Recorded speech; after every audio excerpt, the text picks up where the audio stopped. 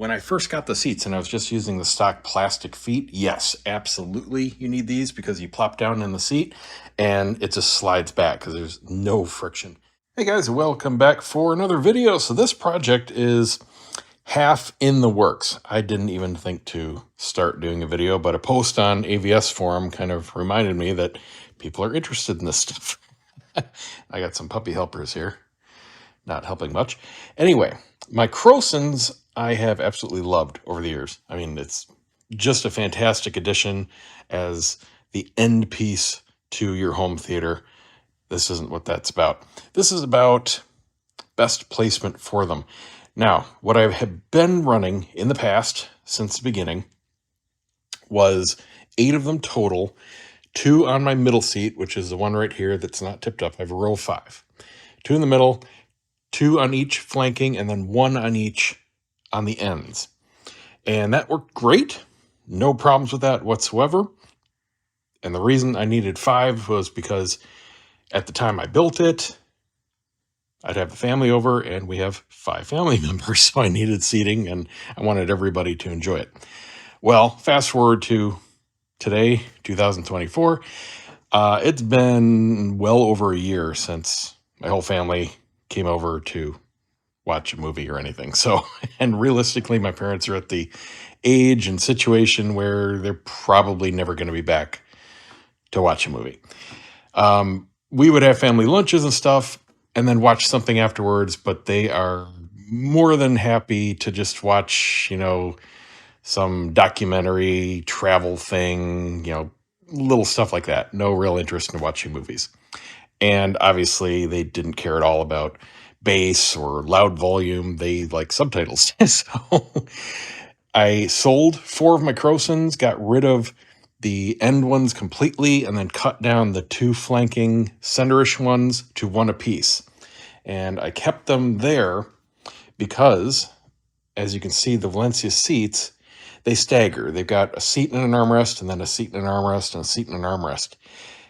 And I needed one here, at the very least, flanking this left side of my center seat, so I would have sensation through my left armrest, because when this seat is in position, this is the left armrest for the center seat.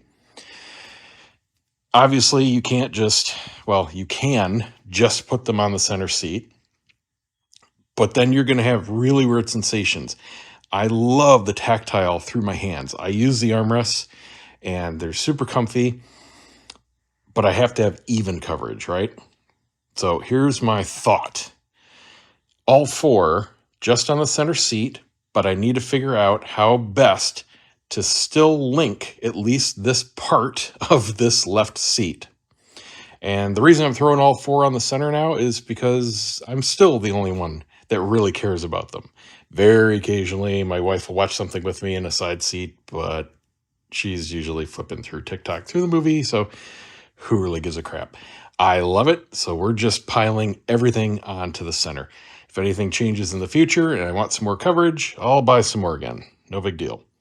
But here's the Crowson down here. I already screwed on my front feet again. These are custom isolator feet that I made. These are the medium-sized butt kicker isolators, and they have a metal part on the front facing or the top facing. Drilled that out to fit the stock bolt from the seat, and then used part of the stock plastic feet as a spacer. It works out to the exact height of the Crowson isolators and the Crowson actuators. So when I had a single on the end seats, I just removed one of the feet that I made and used the actuator, and the isolator worked out perfectly. And of course, I've got them on the back as well. I have the Crowson isolators too. It's just 6 of one, half a dozen of the other. I already had all these made up, and I'd been running these since I was running butt kickers and Dayton Audio and Aura Pros and all that kind of stuff before I got to Crowson, so I just didn't feel like swapping everything out. But that's all that is. So now the trick is, how do we connect that armrest to that seat? My first thought is use the stock mounting brackets that actually connect the seats. Now these are made, they're just ratcheting systems. And the idea is you slide the seat together sideways, And this mechanism is on springs. So it ratchets as it gets closer. To disconnect it, you just tilt the seat forward that has the peg right here. And it just pops off the top, and then you can slide the seat out. But my thought is, with that connected, I've got this bracket on the center seat, so it's going to be trying to raise, and it should give me enough sensation just basically wanting to lift this up.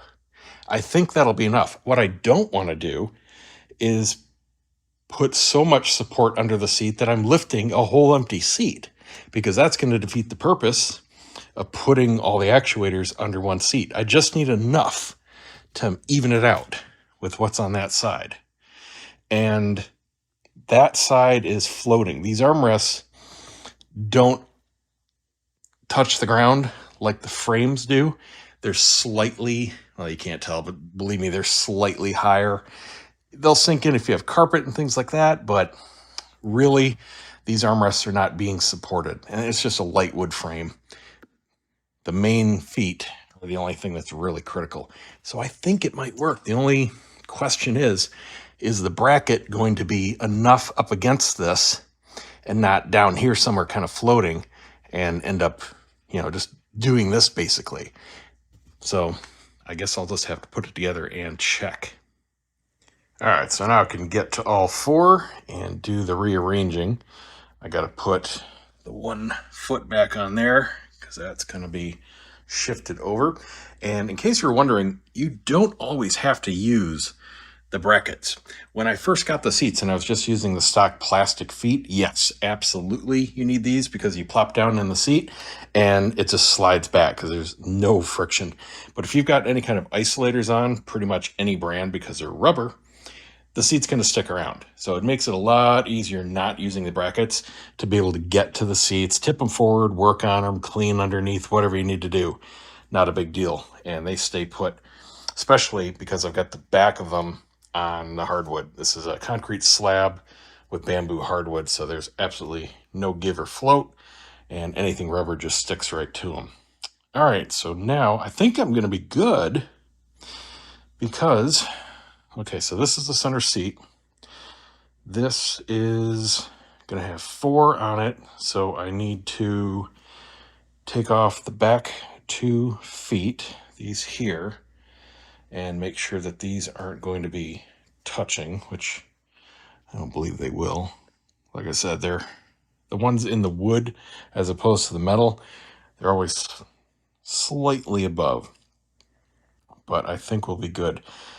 And in any case, if I need some more height, just to guarantee that that bracket is going to be pulling up on the other seat, I can just add a couple boards between the Crowson and the frame here, or even screw the board in like I have the feet and just put the Crowsons right underneath them. That would be good too. Although these bolt heads would probably interfere with this bolted down piece of wood. Anyway, a couple little pieces, 4 little pieces. I can figure that out. Yeah, I think that's going to work. All right, so I'm going to get this wrapped up. I'll show you what it looks like. Oh, one other quick thing. I don't know if I ever mentioned this. This has been my final configuration with powering all my transducers for a while now. Ooh, I got to dust those fans.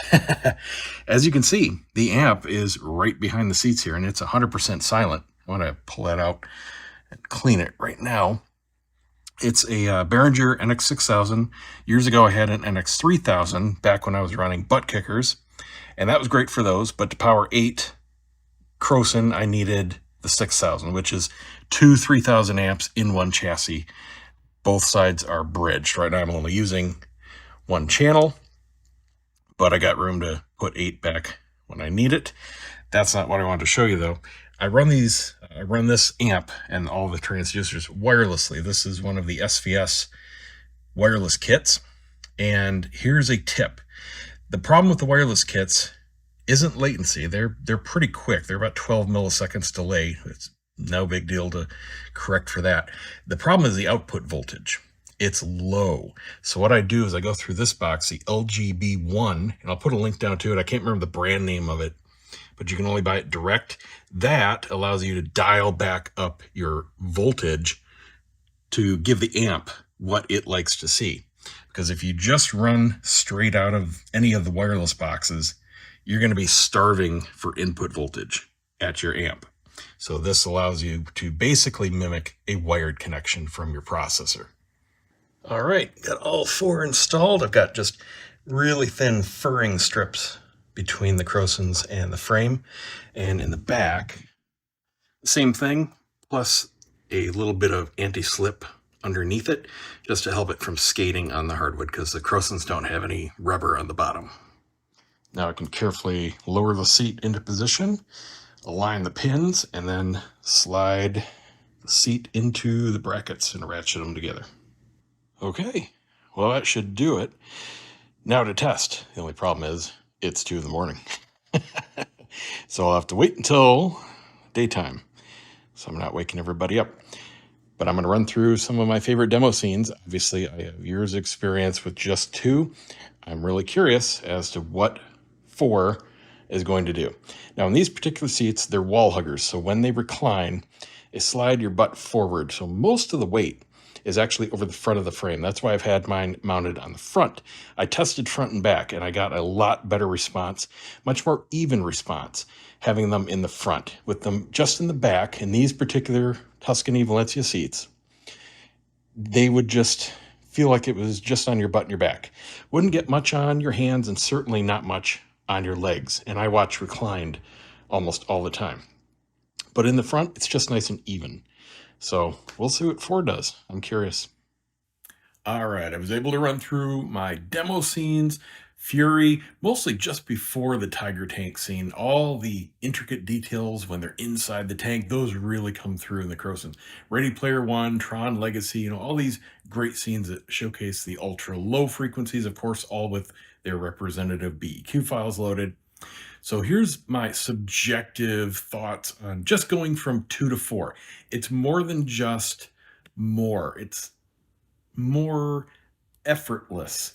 If you've gone from a really small sub, like a 10 or 12 inch, and gone right to an 18 or 21, you know exactly what I'm talking about. The bass is just produced with that effortless sound, like they're not even breathing hard. Now, no other settings were changed. I didn't change anything anywhere, just moved the Crowsons around to the seat. So that's the sensation I'm getting. Same intensity. They're not shaking me around anymore, but it goes through your body. It goes through the chair, especially the chair you're in, obviously, just easier. That's the best I can describe it. Now, as far as the placement, here's where it gets cool and expensive. It's a different type of sensation. Obviously, having them in the front and the back does different things. And unfortunately, you really need both to get the different types of sensation. And I'm very sure I'm missing out on a ton of other sensations, like the guys that build the crazy Heezy contraptions, putting subwoofers in the back of the seat, putting the whole seat on a platform with multiple subwoofers as a vibration platform, all kinds of stuff like that. Obviously, I have nothing like that, not even close. But adding the 2 in the back added more sensation right up my spine. You feel it just straight up your back into your neck. It excites the headrest a lot more, obviously. The other thing that I didn't expect, and maybe it's a combination of having both, because I didn't ever really notice this just when I had them in the back, although it was a while ago, more wobble.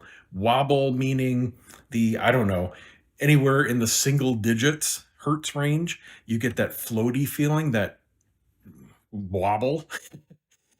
I had it just with the 2 in the front, but it was more of a rocking motion.